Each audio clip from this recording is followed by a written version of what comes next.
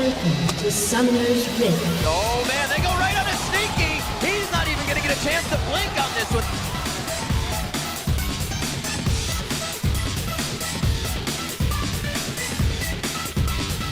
There is a counter game coming. Do they have a pink ward? They have two pink wards to be used in this. Scar gets hit up quite hard, but the assault battery comes in. Oh, he dives right back into the fight. You think he's going down, but he doesn't.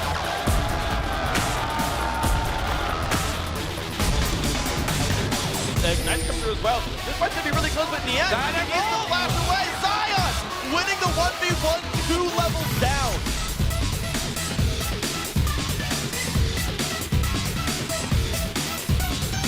Oh, flashes for the chain. It's gonna be a hit. Hugh comes in, they flip it back. Boy doesn't have the shroud, and he's gonna go down for first blood to Koval.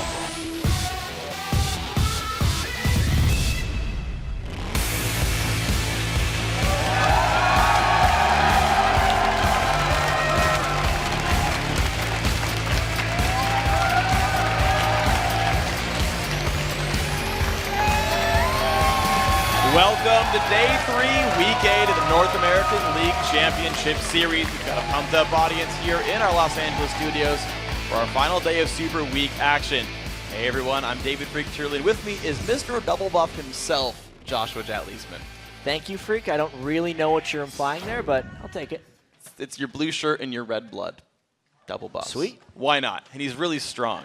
Lots to talk about coming into our LCS games today, but first we're excited to announce our 2014 League of Legends All-Star event. So hold on to your baguettes. This year it will be held in Paris, France. Yeah, it actually takes place Thursday, May 8th to Sunday, May 11th at La Zenith Arena in Paris. This year it will feature a new format as well, the All-Star Invitational and the All-Star Challenge. The All-Star Invitational will include the regional winners of the NA LCS Spring Split, the EU LCS Spring Split, the LPL, GPL, and OGN champions. They'll battle for pride, honor, and a $50,000 winner-take-all prize. The All-Star Challenge will feature a series of games between two mixed region rosters. Fans worldwide will elect 2 pros from their region to play in the challenge. Yeah, so player voting begins Sunday, March 30th, so mark your calendars and start limbering up your clicking fingers. And also, if you have any questions, there will be an AMA on Reddit about it Monday at 10 a.m. Pacific, or about 22 hours from right now. Exactly. So turning to today's action, though, now that we've got the All-Star game talked about, we've had some great games so far, and Cloud9 and TSM are both within arm's reach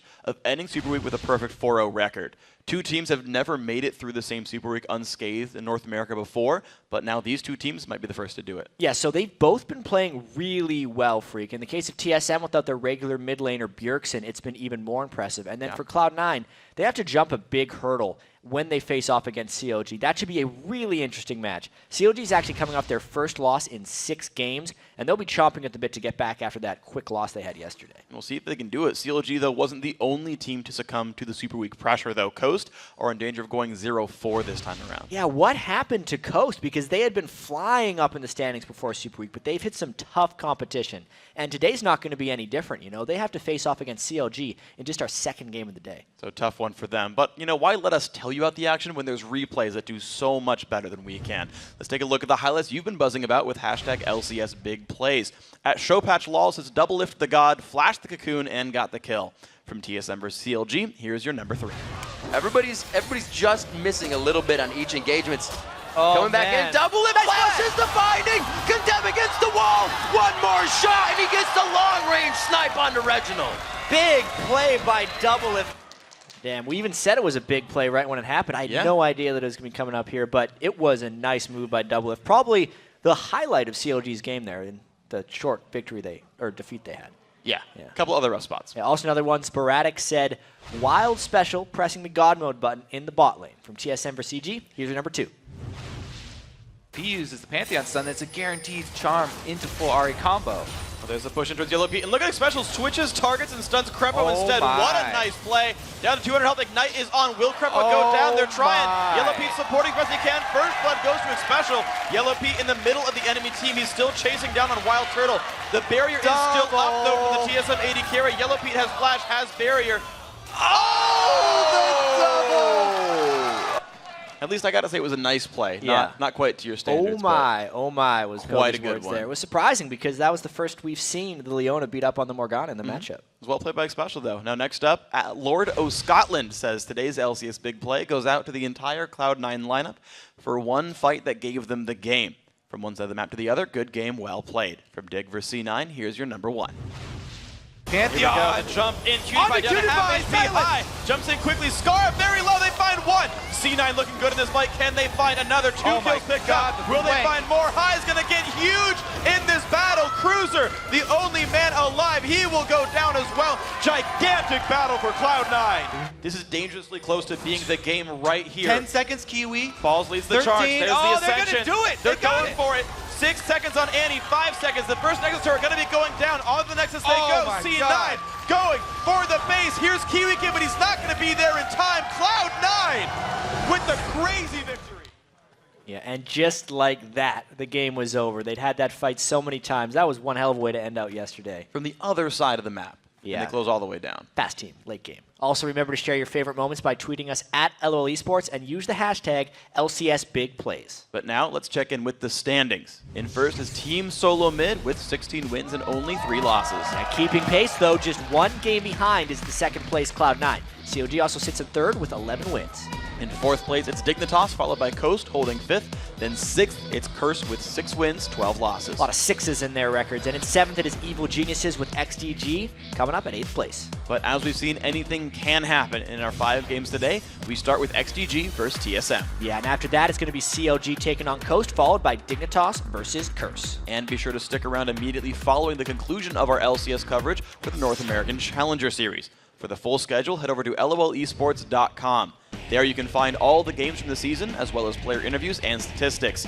You can also let us know which team you think will win each of today's matches. Just click on schedule, go to week 8, and give a thumbs up to your choice. And while you're there, click on the tickets link for all the details on how you can join our studio audience here in Los Angeles. And now for a closer look at the pros' summoner names and where they came from, let's send it over to Riv and Kobe.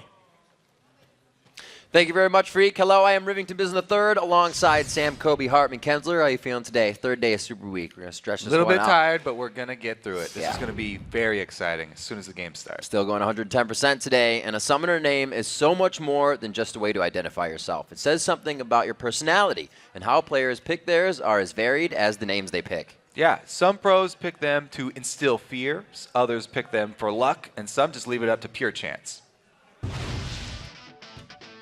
My name came from the cartoon, the Peanuts cartoon, when I was a little kid. I love dogs, and I love the cartoon as well, so Snoopy kind of just seemed to fit. In high school, I had an afro. I was playing World of Warcraft, and I had a Tauren Druid. And I was like, okay, afro, moo, and then just went with that. We watched lots of Xena, the Warrior Princess as a family, and for some reason my brother started calling me Zuna, and ever since then, about 16 years now, I've used the same tag. I just kind of made the name. It just came out of nowhere. When I came here, my sister bought me like a stuffed animal sheep, so she's like, oh, take this with you. Okay, I'll just put it up on the monitor beside me for good luck. And so, yeah, it all just kind of happened. I don't think sheep is really like that good of a name, though. I got my name, Cruiser the Bruiser, from football. My name's Cruz, and people would call me Bruiser every once in a while. I had a bunch of friends, and they were all like lemon kid, strawberry kid, grape kid, every fruit possible. And then I was like, okay, I want to be kiwi kid. I just chose something that I thought that people would like hate losing to. I wanted people to like kind of be scared in load screen. Probably not the most interesting story. Basically, it was me slamming my hands on the keyboard, finding something that sticks. I'm not too happy with it in the end, but I stick with it. Hey everyone, we're joined now by CLG's Aframu and Zion Spartan from Team Coast. Gentlemen, thanks for hanging out at the desk here before your game today. Kind of talking about summoner names. Where do you guys really get yours from? I'm going to start with you, Aframu, because also, why'd you let the Fro go? I got my name from high school. I had an afro. You saw the picture right there. Yeah. And the Moo came from World of Warcraft, where I made a Tauren Druid. So I just put it together, afro, Moo, like that. And I cut off my fro because it was too much hair. Too much hair. I play basketball, and it would just like get in the way while I'm running. So. Well, you're running. Yeah. Interesting. Interesting. Zion, what about you? Is 300 your favorite movie? No, it was actually a long time ago back when I was playing Xbox Live and I was playing Halo, so, you know, Spartans, and then I didn't really know what to make my name, so then, like, I, like, went downstairs and, like, my sister was reading this book called, like, Zion National Park, and it, like, just clicked, and I just, like, added Zion to Spartan. I'm not really, like, a Zionist or anything, I don't know. Name just kind of went together, and I just kind of had it ever since then. Wow. I had my money down that your teacher had something to do with it. But nope. No. I'm broke. I was going to say, do you miss the Xbox Live online communications? That was one of my favorite parts of Halo.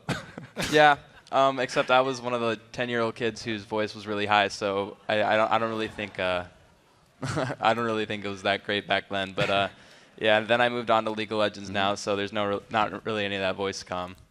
All right, so you guys are about to play each other today. You're on opposite ends of the map. What's it kind of feel like knowing that you got Zion Spartan up top, but also Aframu can make plays in the bottom lane? We're going to go to both of you for this. What's it feel like when you know the bottom lane of CLG makes a huge play and you're in the top lane? I don't know. Obviously, it's a huge morale boost when you see your teammates' lane winning, and when they die, it's like, uh-oh. But I don't really worry about it too much. I just try to focus on what we can do next to win and not, like, really, like, get bogged down on, uh-oh, bot lane's losing or bot lane's doing poorly. If they're doing great, then that's great. But if they're doing poorly, then that's when you want to try to, like, boost up their morale, because when a teammate's doing bad, the first thing they want to do is shut down. So you want to make sure that doesn't happen. So I try not to let it get to me, and I hope it doesn't get to them as well. Right on. Aframu, kind of same question. We know top laners can get really big and pretty much take the game on their shoulders. What's it like being down in the bottom lane and seeing things go for crazy? bottom lane, for top laners, I just hope that they don't snowball. That's pretty much it. And usually I don't see the top laner until like 20 minutes into the game. Maybe they come down for Dragon, but other than that, especially Zion Spartan, he likes to push a lot, and I just hope he's not fed as Jax. So, Zion, you specifically, you've been getting camped a lot, especially this week. A lot of people, the junglers and mid laners, throwing a lot of ganks your way. In this next matchup, are you guys, as a team, going to do anything to handle that, or are you just going to try and take all the attention? I think, honestly, it was just not necessarily them. I knew they put a lot of pressure on me, but I think it was just me playing poorly. I could have reacted better to the rotations and ganks coming my way. Shifter even called. Lulu's coming up. Lulu could be coming up. And I hadn't backed up in time, and that was the reason I died. So I think even though extra attention is put top, it's up to me to just play smarter and play a safer game if need be. And, you know, Aframu, what does CLG look at when they play against Coast? Kind of what are the factors you guys take under consideration before going up against them?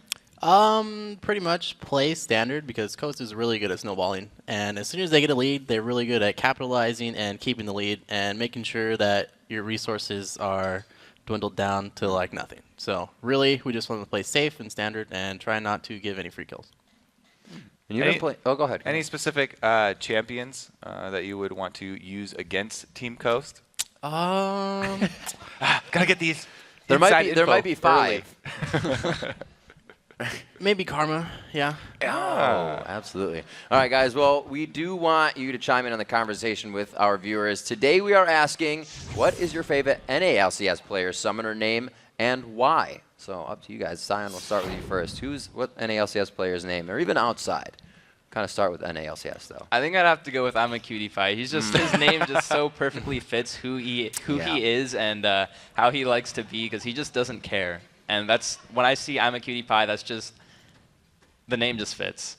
They actually answered Cutie Pie for both of our questions yesterday as well on the desk for what streamer people would want to watch too. He's a very popular LCS player.